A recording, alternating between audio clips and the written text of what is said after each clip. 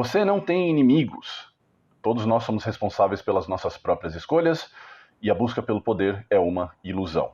No programa de hoje, Vinland Saga.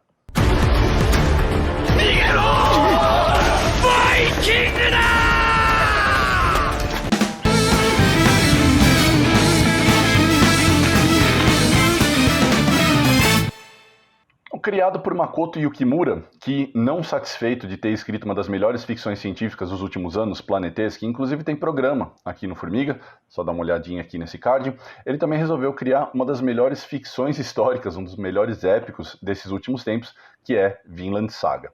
A história se passa no período da Baixa Idade Média, no apogeu das grandes invasões vikings no norte da Europa, e conta a história de Thorfinn, um garoto que, inicialmente, alimenta os desejos de ser um grande guerreiro e passa por uma grande jornada de transformação que tem muito a ver com as experiências que ele vive dentro dessa cultura viking e das outras culturas que ele encontra pelo caminho. Uma das coisas mais divertidas desse mangá e desse anime, gente, tem a ver com...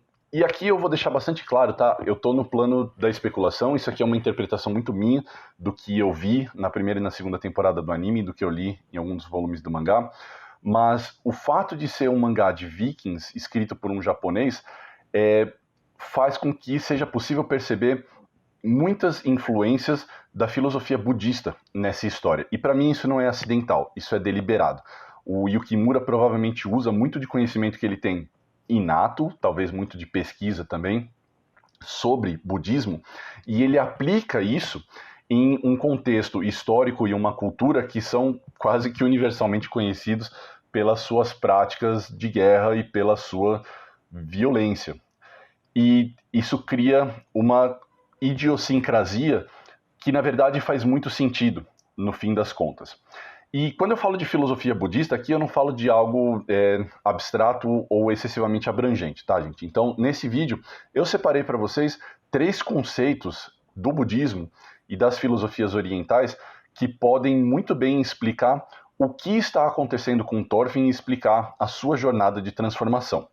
Esses 3 tópicos começam com, na verdade, uma dupla de conceitos, que são Dharma e Karma.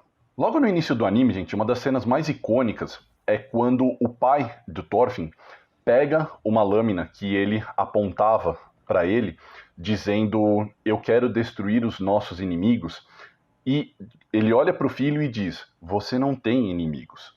Yoku kike, Thorfinn. Omae ni teki nado inai. Dare ni mo teki nado inai nda. E isso não quer dizer somente pelo fato de ele ser uma criança, mas exprime uma verdade que é muito mais profunda. No budismo, existe um conceito que se chama Dharma, gente. Não se preocupem em procurar traduções para isso, tá? Mesmo existem muitos monges, muitos comunicadores de budismo que vão traduzir para o ocidente Dharma como uma espécie de lei superior, lei universal ou coisa parecida, mas se você realmente conversar, por exemplo, com esses monges, eles mesmos vão dizer que essa tradução não é adequada. A palavra em sânscrito, Dharma, não tem uma tradução que abarque completamente o que ela realmente significa. O que é Dharma? Dharma é uma verdade universal, é uma verdade superior, é a essência do que é, tá? E eu sei que parece que eu estou sendo excessivamente ontológico aqui, mas filosofias orientais funcionam muito dessa forma, gente. Elas funcionam muito através da intuição, da absorção da ideia e de colocá-la em prática interiormente e não somente manifestando através da palavra, embora a palavra seja muito importante também para expressar a verdade nessas filosofias orientais.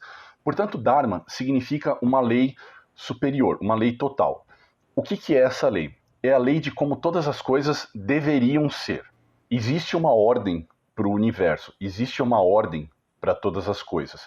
Nós, seres humanos, nascemos dentro dessa ordem e nós fazemos parte de algo que é muito maior do que nós, que é, trocando em miúdos, a natureza. Nós fazemos parte de algo que é composto pela água, pelas nuvens, pelas montanhas, pelas outras formas de vida, tudo. Se você, inclusive, quiser aplicar conceitos modernos para essa ideia de Dharma, você consegue, ela é capaz de abarcar tudo isso. Se você quiser usar conceitos de física quântica, por exemplo, átomos, partículas elementares, ondas, tudo isso está dentro do Dharma. Tudo isso faz parte de uma ordem que permite que o universo funcione. O Dharma, gente, ele é... De novo, perdão, mas é justamente isso. Ele é algo que é. E nós fazemos parte disso. Só que nós, seres humanos, temos consciência. Se você quiser usar uma expressão que é típica da cultura judaico-cristã, nós temos livre-arbítrio, nós temos consciência, nós temos pensamento. E isso significa que nós não necessariamente seguimos as coisas como elas são. Então, quando nós falamos dessa primeira cena, e nós vamos voltar muito nela durante o vídeo, quando o Thor fala, você não tem inimigos, ele está expressando para o Thorfinn algo que é uma verdade universal, para que o Thorfinn entenda que o fato de ele querer ser um grande guerreiro é parte de uma ilusão. E, de novo, nós vamos voltar a isso no segundo tópico. É parte de algo que não é necessariamente verdade. Para você ser um grande guerreiro, você precisa assimilar a ideia de guerra. E a ideia de guerra, a ideia de destruir o que existe, inclusive outras formas de vida, é algo antinatural. E nessa cena tem algo muito interessante, que é o fato de que ele pega a lâmina que o Thorfinn aponta pela mão, o que o fere.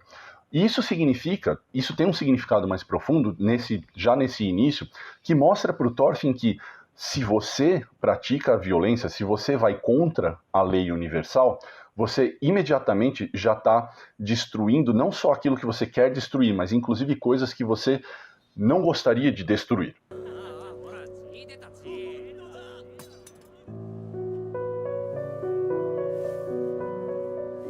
Então, essa compreensão que o Thorfinn poderia ter tido, mas que ele não teve, porque ele era muito jovem, muito impulsivo, e isso é até orgânico na construção do personagem, tem a ver com o que deveria ser a compreensão do Dharma que ele não possui. E o fato de ele agir contra essa lei natural nos leva à segunda parte desse primeiro tópico, que é o karma. Bom, gente, a palavra karma, todos vocês provavelmente já ouviram isso em algum ponto da vida, especialmente daquela galera gratiluz, esotérica, e é impressionante o quanto essa palavra ela é usada de forma equivocada, tá? Assim, equivocada em muitos sentidos. Uma compreensão, assim, meio de senso comum que a gente tem de karma é que é alguma coisa necessariamente negativa. Você sempre ouve falar alguma coisa do tipo, porque aquele cara no meu trabalho não para de encher meu saco, ele é o meu karma. Porque eu tenho essa conta que eu não consigo resolver de jeito nenhum, essa conta é o meu karma. Eu torço para o São Paulo Futebol Clube. Então a gente está acostumado a falar sobre karma como se fosse uma coisa negativa. E não é, gente. Tá? Karma é uma noção de causalidade.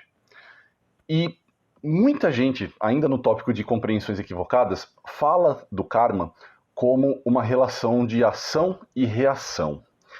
E tentam aplicar aquela concepção de física newtoniana das leis de conservação de massa, de ação e reação, a um conceito kármico budista do Oriente. Não façam isso, gente. A noção de karma é uma noção de causalidade. É tão simplesmente, e eu sei que parece excessivamente simples, mas é verdade. Karma é a noção de que todas as ações têm consequências.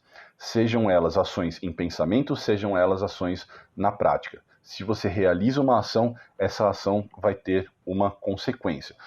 Também por isso, os budistas insistem muito na prática da meditação e são adeptos da não violência, um tópico também que nós vamos voltar lá na frente.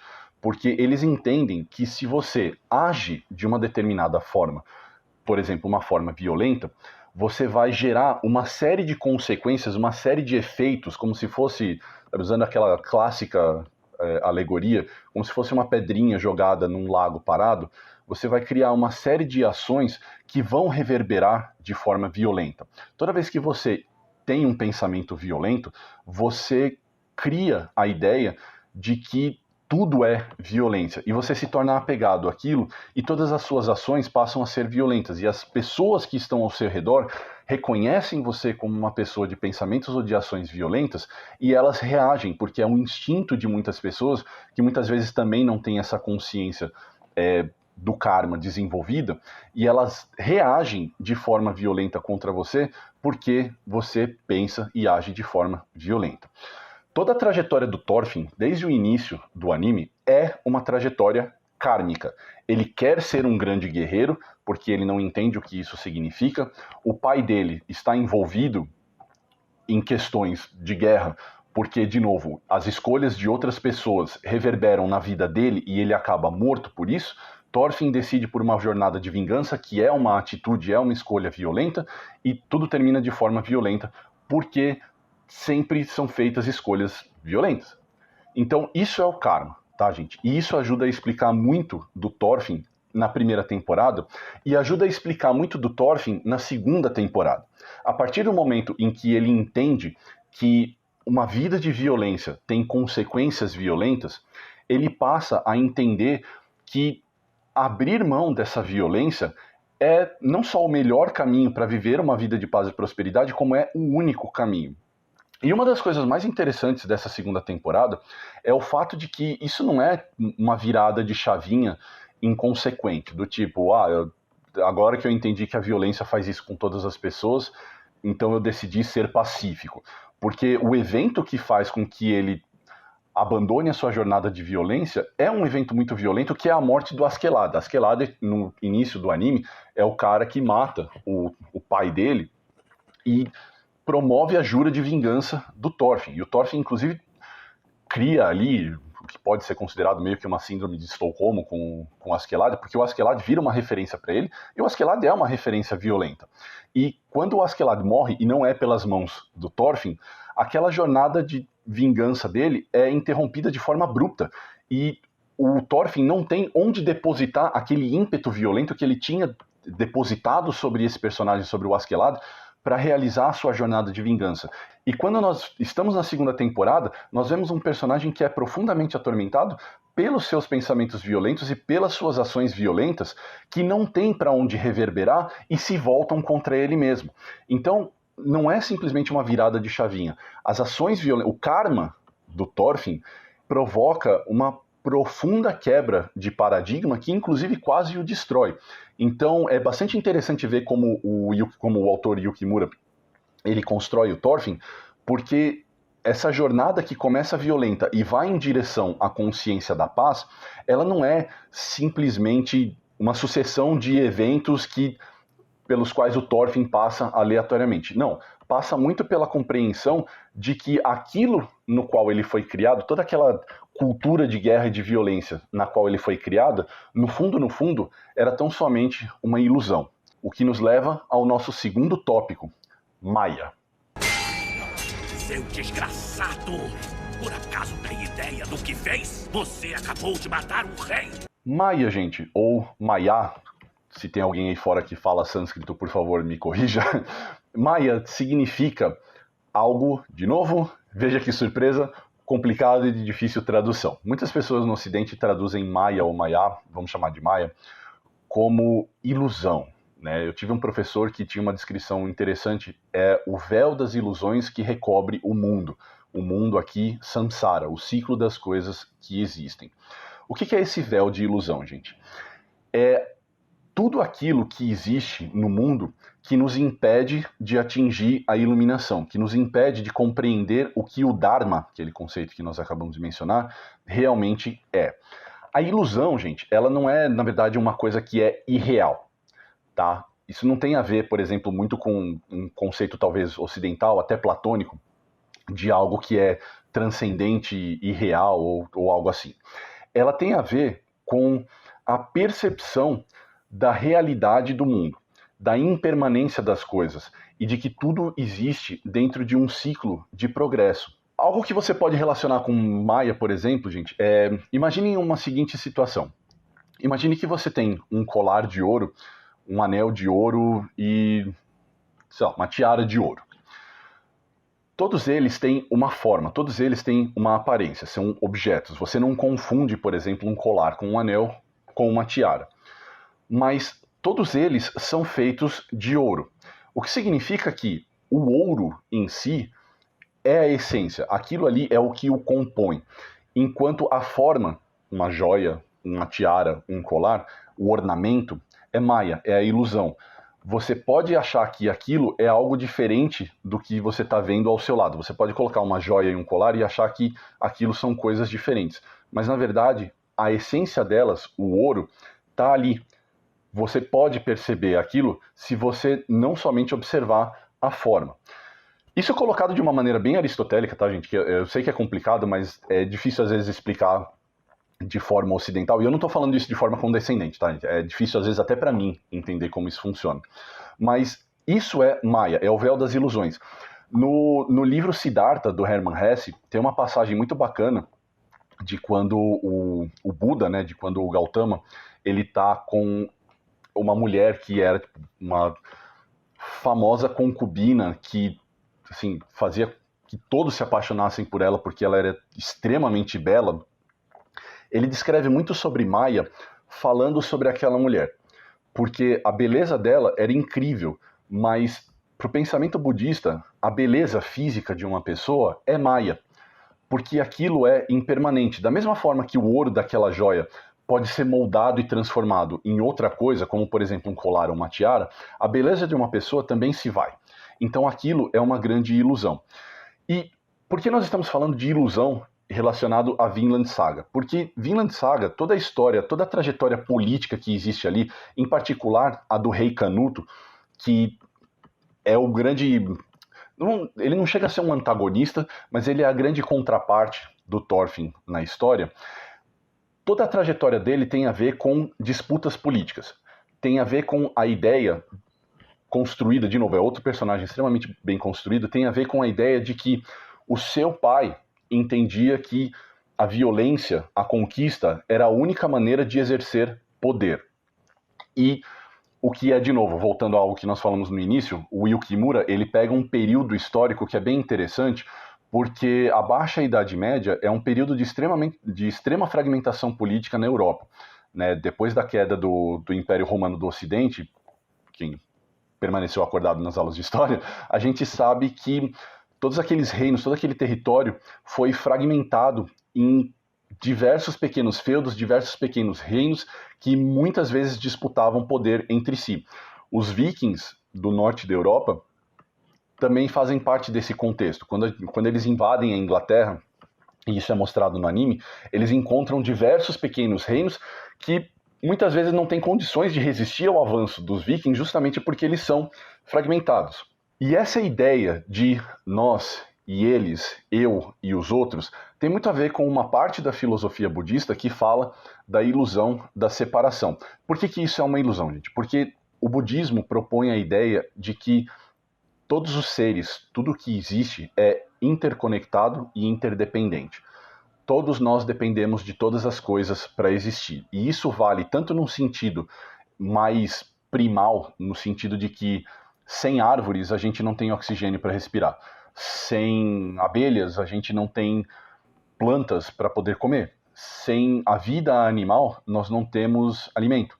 Até coisas mais complexas, como por exemplo questões políticas. Sem a presença de outras culturas, nós não compreendemos o valor da nossa. Sem a presença de outras pessoas, nós não temos quem faça trabalhos que nós não podemos fazer. É muito simples, gente. Basta você olhar para si mesmo nesse exato instante, você que está me assistindo, olhe para si mesmo e olhe à volta de você. Veja o trabalho de todas as pessoas que existe só nesse ato de estar sentado nesse exato instante. As pessoas que construíram a sua casa, as pessoas que costuraram a sua roupa, as pessoas que nesse exato instante estão te ajudando a fornecer os serviços que você precisa para ver esse vídeo. Nós somos criaturas interconectadas e interdependentes. E a ideia de que nós somos seres separados, a ideia de que nós somos culturas distintas e que por isso nós temos que ser inimigos, porque a minha cultura é melhor do que a sua, porque o que eu tenho para oferecer é melhor do que o que você tem para oferecer, então por isso eu devo te conquistar, porque eu estou fazendo um favor para você, que é muito de uma lógica imperialista que é oriunda desses conceitos, desses conflitos clássicos que se arrastam na consciência tanto do Ocidente quanto do Oriente até hoje, é uma grande ilusão. De novo, nós voltamos àquela primeira cena em que o Thor fala com o Thorfinn: você não tem inimigos. Por que você não tem inimigos? Porque aquele cara que você está chamando de inimigo é igual a você. Ele é exatamente o mesmo ser, o mesmo ente, ele exerce a mesma função no mundo, ele tem a mesma essência de ser que você. E o que você vê como outro é uma grande ilusão, porque ele fala outra língua ou as roupas dele são de um estilo diferente de você. É Maya, você está vendo a ilusão e você não está vendo a essência. Como é que você pretende viver? A compreensão, de novo, desse Dharma e as ações que você realiza para ir nessa direção, o karma, tem muito a ver com um terceiro princípio, que é o nosso terceiro tópico de hoje, a Ahimsa. A Ahimsa, gente, é um desdobramento dessa filosofia budista, mas mais específico, que fala sobre a questão da não violência.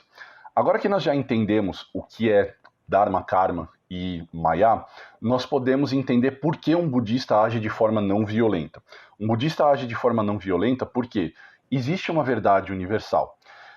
Se eu agir contra essa verdade universal, eu necessariamente vou criar coisas ruins para mim, o karma negativo.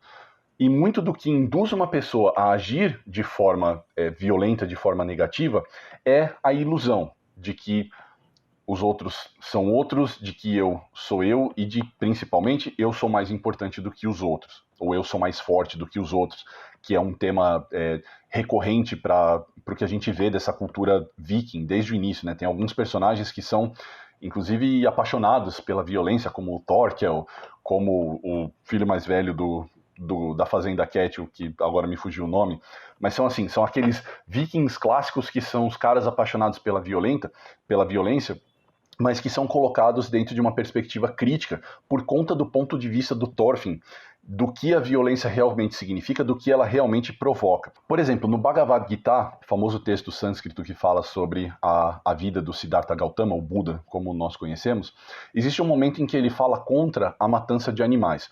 Naquele momento, esses 2.500 anos atrás, quando, segundo os registros, esse Buda teria vivido, a matança de animais era uma coisa cerimonial, era uma coisa cultural, só que o Gautama, o Buda, rejeitava esse tipo de atitude, porque ele considerava que matar animais fazia com que as pessoas se tornassem não apenas indulgentes com a atitude violenta, com o ato de matar, como os tornava também indolentes, como dirigia as pessoas a essa atitude de matar.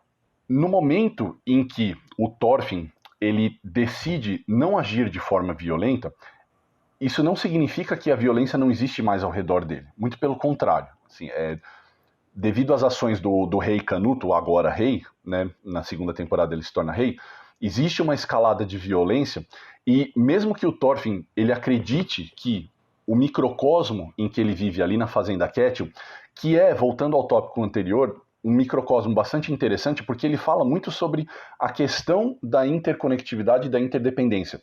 Aquela fazenda, ela é um ponto meio fora da curva no que seria a realidade medieval do período, porque o líder da fazenda, o Lord Kettil, ele trata os seus escravos e os seus servos com extrema gentileza, e ele oferece a possibilidade para esses escravos, por exemplo, de conseguir a sua liberdade simplesmente trabalhando, simplesmente fazendo aquilo que ele gostaria que eles fizessem, mas sem exigir que eles o façam além do que eles são capazes de fazer.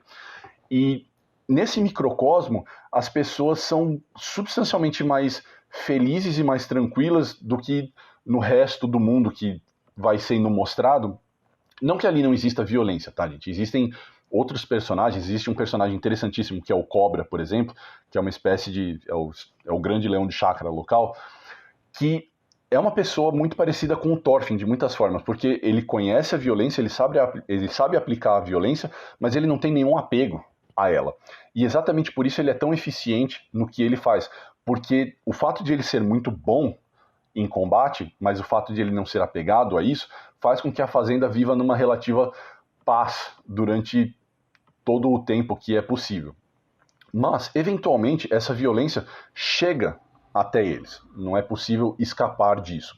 Mas as ações do Thorfinn são as ações mais não violentas possíveis. E, inclusive, na conclusão da segunda temporada, quando o rei Canuto ele decide conquistar a fazenda do Kettil pelos recursos que ela oferece, a gente tem um conflito que é bastante interessante, porque você tem o rei Canute, que ainda mantém essa ideia de que conquistar, ele acredita que ele está se opondo à filosofia do pai dele, que conquistava por poder. O Canute quer conquistar pela paz. Ele acredita que se ele dominar todos os povos, ele vai poder criar um reino de paz.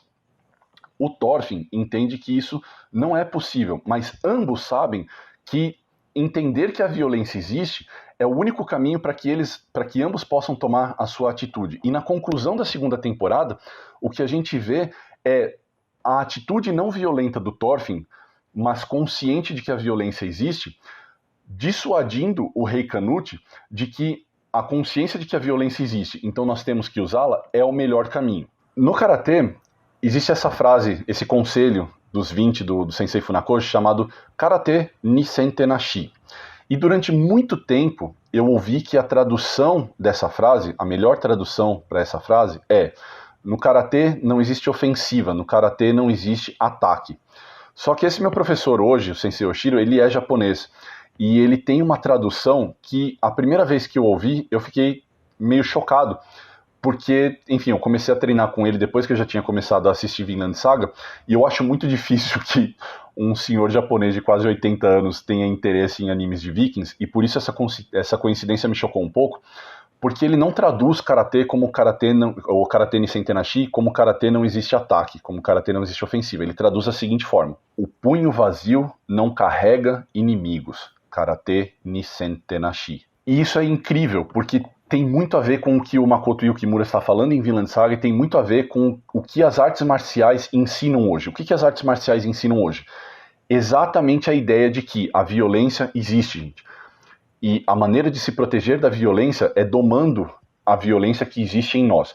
Você aprende a lutar para que você não precise lutar. Isso é um conceito tão elementar de karatê, gente, que está até no primeiro filme do Karate Kid. Tem um momento lá em que o Sr. Miyagi e o Daniel-san estão pescando, e o Miyagi-san induz essa reflexão no Daniel.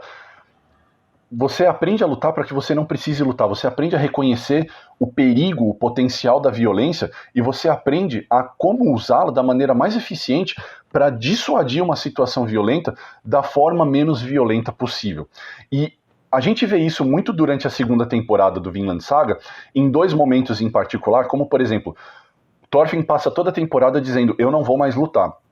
E existe um momento em que o marido de uma outra personagem, a Arnheid, eles querem tirar ele dali, e o Cobra, aquele personagem que eu mencionei anteriormente, ele acaba aparecendo, e o Cobra não quer deixar aquele cara sair de lá, porque ele tinha matado dois capangas do Cobra. E o Thorfinn reconhece aquela situação como sendo injusta, e ele luta contra aquilo. Ele fala: bom, então agora eu vou ter que lutar, porque essa é uma situação justa, essa é uma situação em que a violência vai ser usada para defesa. E posteriormente, quando ele encontra o rei Canute, ele vai ao conflito, ele não é passivo. E isso é muito importante para o budismo, gente, porque muita gente confunde a não violência do budismo como uma passividade, como uma submissão, e não é isso. Buda debatia com as pessoas, Buda, ele ia atrás de resolver conflitos, só não através da guerra, só não através da opressão. Quando Thorfinn vai ao rei Canute e tenta convencê-lo a não continuar com sua guerra, e quando o rei Canute ele tenta continuar a sua guerra, e o Thorfinn simplesmente fala: então eu vou fugir de você até os fins do mundo, e eu vou levar todo mundo que eu puder junto para fugir das suas guerras até você não ter mais ninguém, o rei Canute entende que a guerra dele é frívola, porque a atitude do Thorfinn é a que promove a prosperidade e a paz que o próprio rei Canute estava buscando, e não a sua atitude de guerra. Então, quando nós falamos de Ahimsa, quando nós falamos da não violência, nós estamos falando da compreensão de que a violência existe, de que ela é parte da lei universal do Dharma, ela é parte da nossa existência, mas que nós podemos rejeitá-la porque nós sabemos que a atitude de violência emana um karma negativo e ela tem consequências violentas. Quando você age de forma violenta porque você quer acabar com a violência, você interrompe o karma, você interrompe o ciclo das ações negativas e você é capaz de transcender o véu das ilusões de que aquela pessoa é o seu inimigo e ela merece a morte. Porque isso não existe. Se aquela pessoa merece a morte, você também vai merecer, porque você está interconectado à existência dela, e a violência que você pratica é a violência que vai se voltar contra você em outro determinado momento. É isso? Eu espero que tenha ficado claro. Então, vamos para o encerramento do nosso vídeo.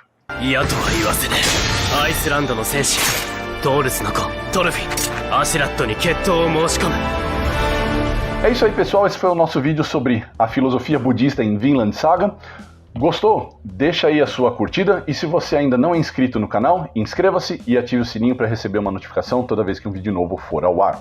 Quer conversar com a gente? Mande um e-mail para natela@formigaelétrica.com.br. Procure a gente nas nossas redes sociais, onde a gente tem Facebook, Twitter, Instagram, onde a gente é @formiga.elétrica. E não se esqueça que a gente tem uma campanha de financiamento recorrente no Apoia-se, apoia.se/formigaelétrica, onde você pode contribuir com o que você quiser ou puder para encerrar a nossa existência violenta de não ter mais inscritos no canal. É isso, até semana que vem. Tchau!